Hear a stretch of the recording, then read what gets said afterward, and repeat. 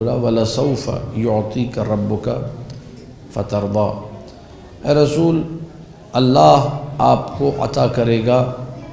وَلَسَوْفَ يُعْطِيكَ، سوفہ جو لفظ ہے یہ بتا رہا ہے کہ مستقبل بعید کی بات ہو رہی ہے، کیونکہ اگر سَيُعْطِيكَ ہوتا، سین لگا ہوا ہوتا تو مستقبل قریب کی بات ہوتی۔ سوف يعطيك کا مطلب ہے بعد میں دے گا، دیر سے دے گا۔ اور مفسرین نے لکھا کہ یہ جو مقام اعطاء ہے اس کا تعلق چونکہ میدان حشر سے ہے، میدان قیامت سے ہے، اس لیے لفظ سوفہ لگا ہوا ہے۔ اور سین اور سوفہ کا فرق یہی ہے کہ سین عربی زبان میں مستقبل قریب کے لیے آتا ہے اور سوفہ مستقبل بعید کے لیے آتا ہے۔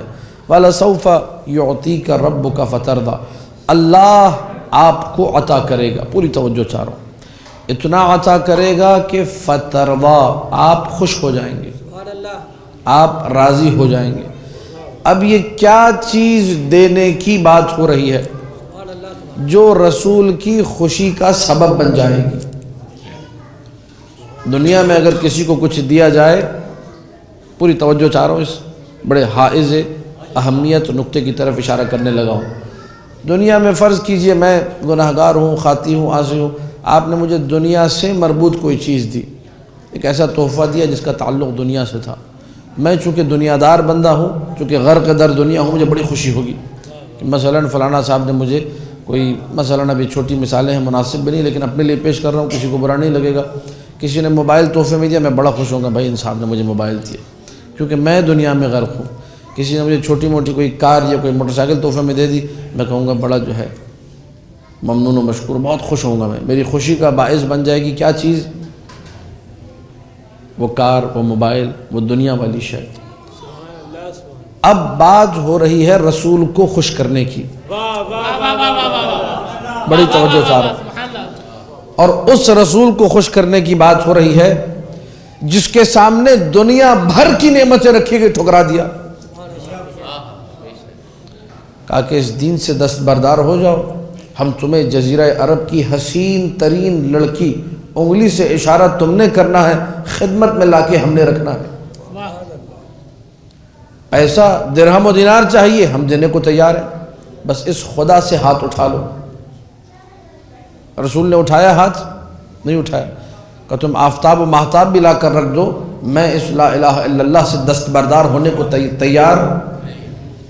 تو ایسا رسول جس کو دنیا کی کوئی لالچ متاثر نہیں کر سکتی، تو آواز بلند صلوات پڑھ دیجیے، اللہم صلی علی محمد و آل محمد۔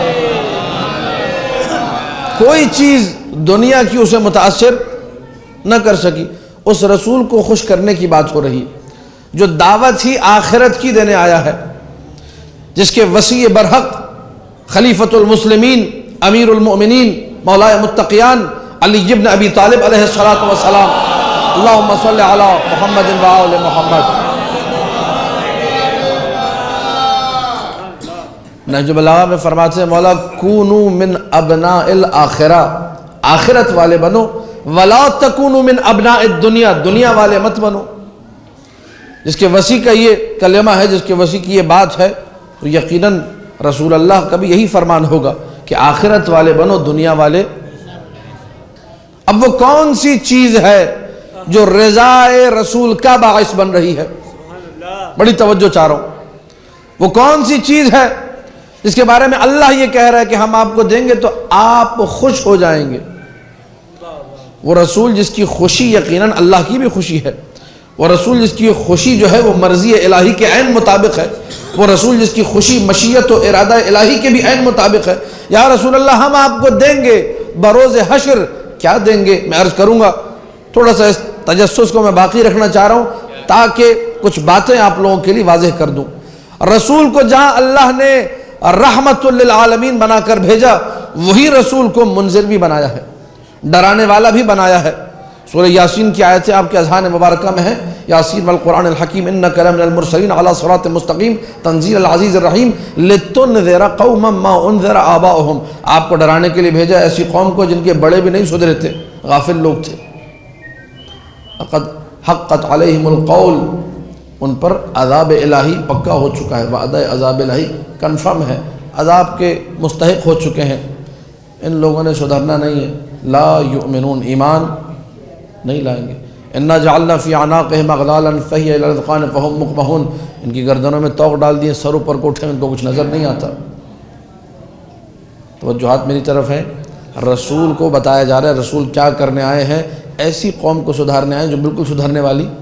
سواء علیہم، ایک آیت کو چھوڑتے ہوئے سواء علیہم انذرتہم ام لم تنذرہم لا یؤمنون، آپ انہیں ڈرائیں نہ ڈرائیں بات برابر ہے. لوگ سدھرنے والی، اتنی خطرناک قوم، لیکن بھیجا رسول کو، انہیں ڈرانا ہے. اور رحمت بھی کس کے لیے بنا کر بھیجا؟ عالمین کے لیے. عالمین میں یہ قوم بھی ہے. رسول کو مرحلہ انذار پر بھی رکھا، ڈرانے کے لیے بھی، اور رسول کو رحمت للعالمین بھی بنایا، ہادی امت بھی بنایا، بشیر بھی بنایا اور نذیر بھی بنایا. دونوں شعبے رسول کو دے دیے. اب سمجھیے گا رضایت رسول کس میں ہے؟ امت کے لوگ مایوس ہو جائیں اس میں ہے، یا ان کو امید کی کرن نظر آئے اس میں ہے؟ پوری توجہ، چاروں میں تمہید مکمل ہونے لگی ہے. امت کو مایوس کر دینے میں رسول کی رسالت کامیاب ہوتی ہے، یا امت کو امید دلانے میں؟ یقیناً امید دلانے میں. اگر سب کو مایوس کر دیا جائے، اسی لیے پوچھا گیا وہ کون سی آیت ہے جو سب سے زیادہ امید دلاتی ہے؟ علماء نے لکھا لا تقنطوا من رحمت اللہ، یہ والی آیت. اللہ کی رحمت سے کبھی نا امید مت ہو. معصوم سے پوچھا گیا گناہان کبیرہ میں سب سے بڑا گناہ کون سا ہے؟ کہا سب سے بڑا گناہ یہ ہے کہ انسان رحمت الہی سے نا امید ہو جائے. لیکن جب پوچھا گیا مولا قرآن کی سب سے زیادہ امید دلانے والی آیت کون سی ہے جس کو پڑھ کر مرد مومن امید سے سرشار ہو جاتا ہے، تو فرمایا عندنا اہل البیت، ہم اہل بیت کے پاس یہ آیت وَلَسَوْفَ يُعْطِيكَ رَبُّكَ فَتَرْضَىٰ، اے رسول اللہ آپ کو اتنا عطا کرے گا آپ خوش ہو جائیں گے. یہ وہ آیت ہے جو سب سے زیادہ امید دلاتی ہے. یا ابن رسول اللہ، اے فرزند رسول، وہ کیسے؟ کہ یہاں پر مقام شفاعت کا وعدہ ہو رہا.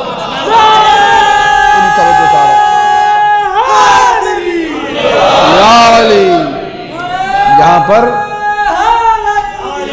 یا علی، اللہم صلی علی محمد وآل محمد. توجہات میری طرف رہیں.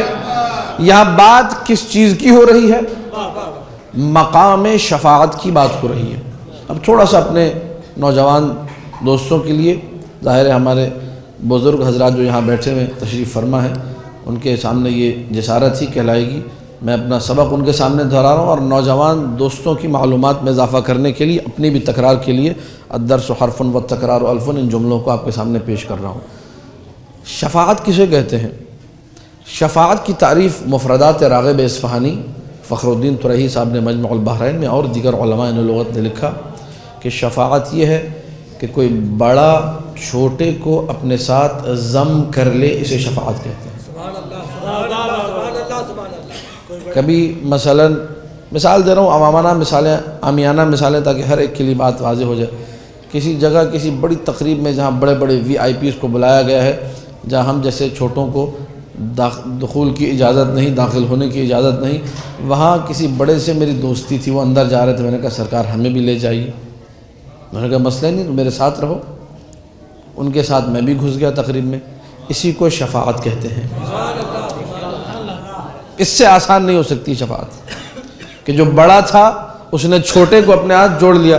انہوں نے روکا، بھائی کون ہے یہ؟ کہ یہ میرے ساتھ ہے. یہ نہیں پوچھا کہ اس کا حسب کیا ہے، یہ نہیں پوچھا کہ کریکٹر کیا ہے، یہ نہیں پوچھا کہ کون سے ایریے کا ہے، یہ نہیں پوچھا کہ کتنا گنہگار ہے، یعنی حساب و کتاب کی بات تو ہے ہی نہیں. بس صرف اتنا ہے، کہاں ان کے ساتھ ہے، جانے دو. اس سے زیادہ شفاعت کو میں آسان. ایک فرقہ ہے جو ہمارا ماضی ہے، اس کو بھی کبھی کبھار پڑھنا چاہیے، کچھ چیزیں واضح ہوتی ہیں. اس نے یہ عقیدہ بنایا، بولا جتنے گناہگار ہیں سب کافر کی نسل ہیں، جو بھی گناہ کر دے ان کی نگاہ میں کافر ہو جاتا ہے. اس فرقے کا نام ہے فرقہ وعیدیہ. یہ وعیدیہ صرف جہنم اس کو یاد ہے، جنت کی کوئی چیز کو نظر نہیں آتی. یہ لوگ کہتے ہیں جدھر شراب پی کسی نے بس یہ ایمان سے خارج، سیدھا جہنمی. جدھر عورت کا حجاب اترا بس سیدھا جہنمی. جدھر نماز چھوڑی سیدھا جہنمی. جدھر جو ہے نا غیبت کی سیدھا جہنمی. بس آپ گناہ بتاتے جائیے، ان سے جہنم کا فتویٰ. تو ان سے پوچھا گیا کہ آپ یہ بتائیے کہ آپ شفاعت کی ترجمانی کیسے کرتے ہیں؟ شفاعت کو آپ کس طرح ڈیفائن کرتے ہیں؟ شفاعت آپ کی نگاہ میں کیا تعریف رکھتی ہے؟ جب آپ نے سبھی کو جو ہے بنا حساب کتاب کے جہنم میں پھینک دیا، جس سے غلطی ہوئی، انسان تو ہے ہی محل صاحب و نسیان، غلطی تو اسی سے ہوتی ہے، ادھر غلطی کی، آپ نے اس کا بوریا بستر گول کیا، کہا سیدھا جہنم میں جاؤ بھائی، تمہاری جنت میں کوئی گنجائش نہیں۔ تو شفاعت کس کے لیے؟ کہنے لگے شفاعت کا مطلب یہ ہے درجات میں بلندی۔ اپنے نوجوان دوستوں کے لیے ایک اور جملہ یہاں پر ایڈ کر دوں تاکہ یہ الفاظ بھی ان کے ذہن میں آ جائیں۔ جنت کے جو مرحلے ہیں، اسٹیپس، پہلا اسٹیپ، دوسرا، تیسرا، چوتھا، ان اسٹیپس کو عربی میں درجات کہا جاتا ہے۔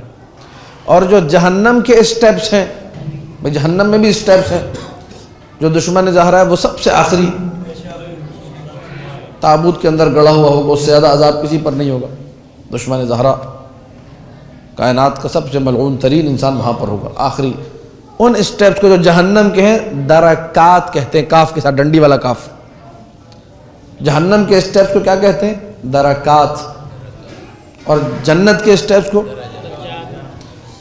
تو یہ جو فرقہ وعیدیہ ہے یہ ڈائریکٹ درکات میں بھیجتا ہے۔ اور شفاعت کی جب بات آتی ہے تو کہتے ہیں شفاعت تو صرف مومنوں کے لیے جو صراط مستقیم پر چلتے رہیں، ان کا یہ ہوگا کہ نیچے والے درجے سے اٹھا کر اوپر والے درجے پر بلا لیا۔ ہمارے علماء نے یہ لکھا کہ مذہب شیعہ اثنا عشریہ کا شفاعت کے حوالے سے یہ عقیدہ نہیں ہے کہ صرف درجات میں بلندی ہوگی، بلکہ ہم شفاعت کے اس عقیدے کو مانتے ہیں کہ جہنم میں بھی اگر کوئی گرا ہوا ہو اور حسین کی رحمت شامل حال ہو جائے تو اسے نکال لیا کرتے ہیں۔ بڑی توجہ۔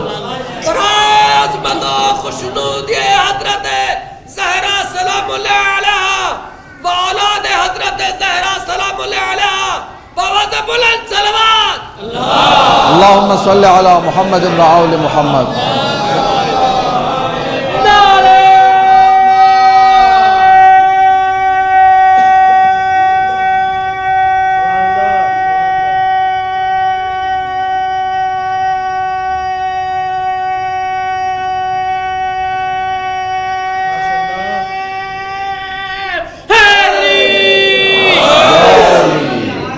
توجہات میری طرف ہیں۔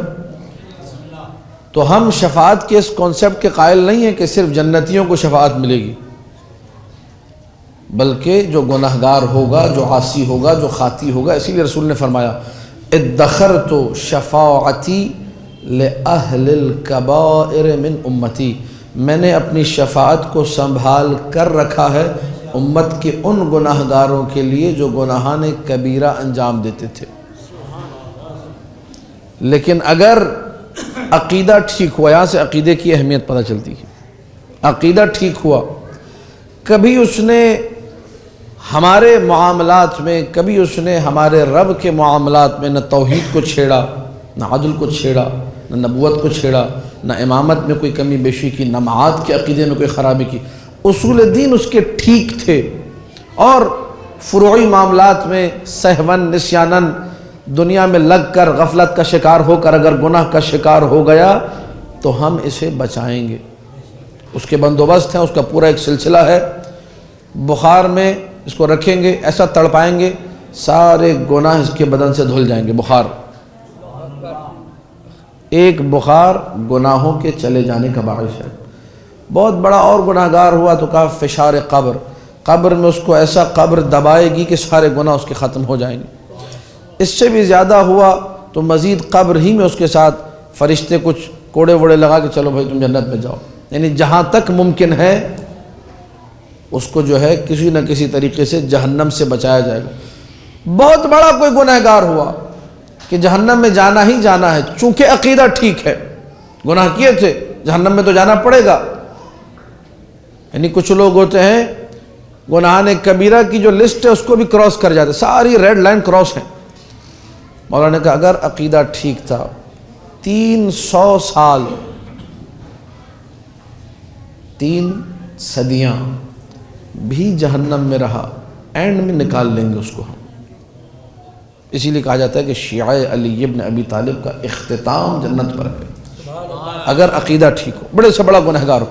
لیکن خطرناک جو چیز ہے آپ مثالیں جانتے ہیں، میں عرض نہیں کروں گا، وقت بھی میرے پاس نہیں ہے۔ انسان گناہوں میں لگ کر بسا اوقات یہ کرنے لگتا ہے کہ آل محمد کی شان میں کمی کرنے لگ جاتا ہے۔ اگر یہاں آ گیا، پھر یہ پٹری سے جب اترا، انحراف کا شکار ہوا گناہوں کی وجہ سے، گناہوں سے جو دور رکھنے کا ایک بڑا فلسفہ ہے وہ یہ ہے، کہیں ایسا نہ ہو تم گناہوں میں لگ کر ان بدبختیوں کا شکار ہو کر آل محمد سے دور ہو جاؤ، محمد و آل محمد کی فضیلتوں میں کمی کرنے لگ جاؤ، ان کے مصائب کے بارے میں الٹی سیدھی باتیں کرنے لگ جاؤ۔ اور ایسے ہم نے دیکھے دنیا میں 25 لوگ ہیں جو منحرف ہوئے، آج بھی موجود ہیں، گزشتہ صدیوں میں بھی رہے ہیں۔ لہذا اللہ نے، تمہید میری مکمل ہو گئی، اب گفتگو یہاں سے آگے بڑھ رہی ہے، اپنے رسول کو آخرت میں خوش کرنے کے لیے کیا دیا؟ مقام شفاعت۔ اتنا مقام شفاعت کے رسول راضی ہو جائیں۔ آخرت باقی ہے، آخرت کو فنا نہیں، ہم فیہا خالدون، ہمیشہ رہیں گے، خلقی بقا کے لیے کیا گیا ہے۔ تو جہاں باقی عالم ہے، جو باقی دنیا ہے جسے کہا جائے، عام آج کی زبان میں اگر میں کہوں، اگرچہ تعبیر درست نہیں ہے، وہاں کے لیے دنیا کی تعبیر وہ علیہ ہے اس دنیا کے مقابلے میں، اگر وہ جو باقی اور علیہ جو مقام ہے، جو جنت ہے، وہاں کے لیے رسول کو مقام شفاعت دیا گیا، تو کیا اس دنیا میں رسول کو خوش کرنے کے لیے اللہ نے کچھ نہیں کیا ہوگا؟ سبحان اللہ، سبحان اللہ، بڑی توجہ چاہ رہا ہوں۔ بے شک رسول کی خوشی کی خاطر آخرت میں شفاعت دے دی، دنیا میں کیا کیا؟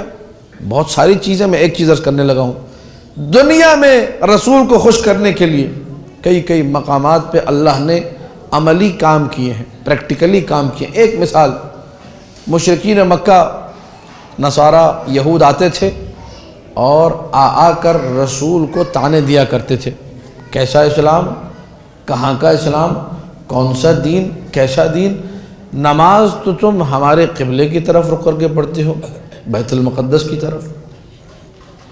یہ طعنہ وہ تھا جس سے رسول کو اذیت ہوتی تھی، لیکن چونکہ جب تک امر الہی ہے، رسول بھی مطیع ہے اللہ کا۔ پوری توجہ چاہ رہا ہوں، اس نقطے پہ خاص توجہ۔ جب تک امر الہی ہے کہ نماز ہوگی بیت المقدس تک، تو رسول نے بھی بیت المقدس تک نماز پڑھی، لیکن اس کا مطلب یہ نہیں تھا کہ دعا چھوڑ دی۔ سورہ بقرہ، قد نرى تقلب وجهك في السماء، اے رسول ہم دیکھ رہے ہیں کہ آپ منہ اٹھا کر آسمان کی طرف کیسے گڑ گڑا کے دعائیں مانگتے ہیں۔ دعائیں رسول نے مانگی، فَلَنُوَلِّيَنَّكَ، تبدیل قبلہ کی آیت، ہم پھیر دیں گے قبلے کو، ہم موڑ دیں گے قبلے کو۔ قبلہ کسے بنائیں گے؟ فَلَنُوَلِّيَنَّكَ قِبْلَةً تَرْضَاهَا وَلَسَوْفَ يُعْتِيكَ رَبُّكَ فَتَرْضَىٰ، وہاں پہ بھی ترضا لگا ہے، یہاں پر بھی ترضا لگا ہوا ہے۔ ہم قبلہ اسے بنائیں گے جو آپ کی پسند کا ہوگا۔ قبلہ چینج اس لیے ہوا کہ رسول کی پسند کا اللہ کو خیال رکھنا تھا۔ بڑی توجہ چاہ رہا ہوں۔ پر محمد و آل محمد صلوات، اللہم صلی علی محمد و آل محمد۔ اور نہ جانے کیا کیا احکامات سے پوری ایک تفصیل ہے، کہاں کہاں رضائے رسول کی خاطر اللہ نے کام کیے ہیں، اللہ نے عملی اقدامات کیے ہیں۔ دو میں نے عرض کیے، تمہید میری یہاں پر بالکل مکمل ہو گئی۔